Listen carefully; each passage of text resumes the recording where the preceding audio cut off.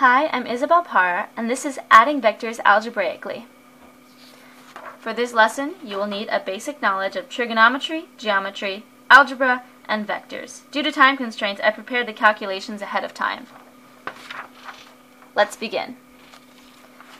There are 4 basic rules when approaching a vector algebraic addition problem. First, make a sketch. Second, determine variables, solve for the variables, and determine tangent and direction. Since these ideas are kind of abstract on their own, let's go ahead and approach this using an example. A plane travels 2.5 kilometers at an angle of 35 degrees below horizontal, and then changes direction and travels 5.2 kilometers at an angle of 22 degrees below horizontal. What is the magnitude of the plane's total displacement? So we begin by making a horizontal. So let's say this is the horizontal. And we're going to travel 2.5 kilometers at 35 degrees below the horizontal. So, since this is not necessarily needing to be drawn to scale, let's go ahead and just say that whatever this value is going to be 2.5 kilometers. And then we're going to go ahead and do the same thing over here, except now we're moving 5.2 kilometers at an angle of 22 degrees below horizontal, which is about right here on my protractor. Okay. So it looks pretty good. 5.2 kilometers.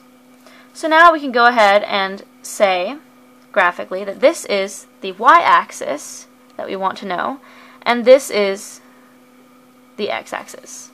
So all of this is x, and all of this is y.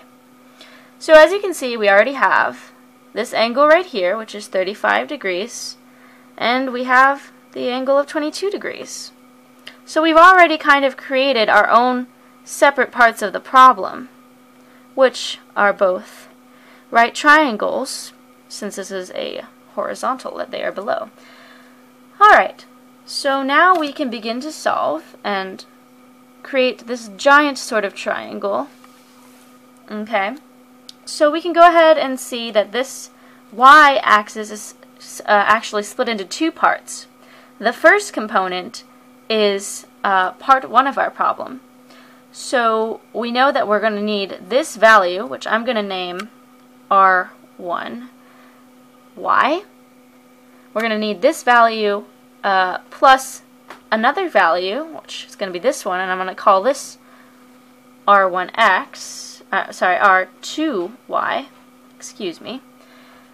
And we need both of them in order to find y. So we can go ahead and say that y total is going to be R1y plus R2y. So now we have a basic equation. We have a plan of how to solve. We can go ahead and do the same thing for the bottom. As you notice, the x-axis is also conveniently split into 2 components. We can go ahead and call this R1x. We can call the other thing R2x. And we're going to say the same thing as the y-axis. We're going to say the x-axis is going to be R1x plus R2x. So now we have a basic way of approaching the problem. As you can see, it's already getting a bit messy, so I'm going to go ahead and color code since I am a visual learner. So this is going to be our first part of the problem. I'm going to go ahead and start with this one. So we're going to use what we already know about identities of triangles, especially right triangles, in order to calculate R1y and R1x. So I'm going to start by saying that cosine of an angle, if you remember SOHCAHTOA, cosine of an angle is going to be the adjacent over the hypotenuse. So we're going to go ahead and do that for 35 degrees. And, excuse me, I'll move this closer to you. So cosine of 35 degrees is going to be the adjacent, which is going to be R1x, over the hypotenuse, which is 2.5. So if you plug this into your calculator, you come up with, if you rearrange it and then plug it into your calculator, we're able to isolate R1X, and we figure out that this comes out to be 2.048. So now we know the first part of our puzzle, so we can go ahead and say that R1X is going to be 2.048. Now we just need to do the second part of this triangle. So we have the first part, we know what this is. We need to figure out what this is now. So let's go ahead and take another pink sticky note. I love color coding. Okay. So now we're going to use sine to find R1Y. So sine of an angle is the opposite over the hypotenuse. So we're going to go ahead and apply this to 35 degrees yet again. And we get that the opposite is R1Y over the hypotenuse of 2.5. We rearrange this in order to isolate the variable, and we come out with 1.434, which you can check on your calculator. R1Y, yep, we have now found it. So we can go ahead and plug this in over here and say that this is 1.434. Alright, so now we have the first part of each addition. So now, in case you could not see it in all this jumble, the magic of color coding is here to save you. So here's the second part of our problem, a second triangle, if you may notice. And I am now going to use green for you color coders like myself.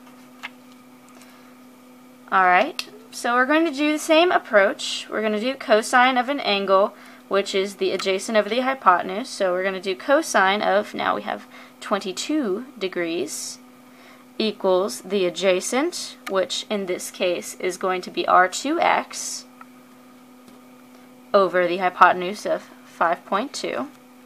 And we rearrange this to get our variable by itself. And we come out with a nice 4.8214 as R2X.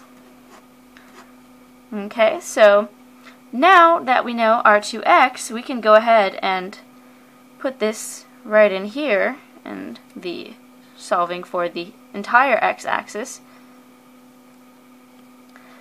And if you add this, it comes out to be, let's see, 6.8694 kilometers. So now we have the first part of our big triangle. This is like the boss of a video game. So there we go.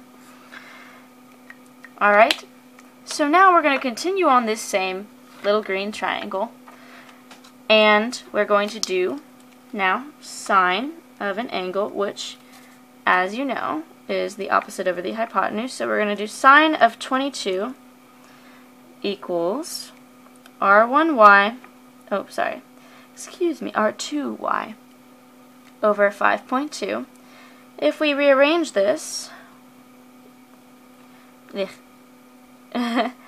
to solve, we are going to come out with 1.948. Alright, and this is R2Y. So we can actually put this into here now, 1.948. And we can go ahead and add these two together to get y total. So we add them together, and we get that all of y is going to be 3.382 kilometers. So now we can use the Pythagorean theorem to solve for the hypotenuse. So if we go ahead and plug in our beautiful numerical values,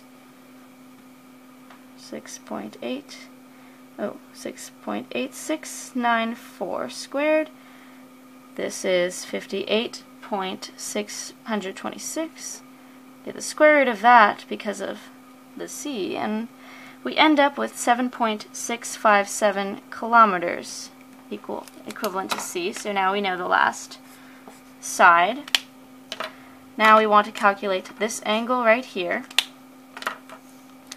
So the inverse tangent is going to be 3.8382 over 6.8694, and we end up with 26.21 above horizontal.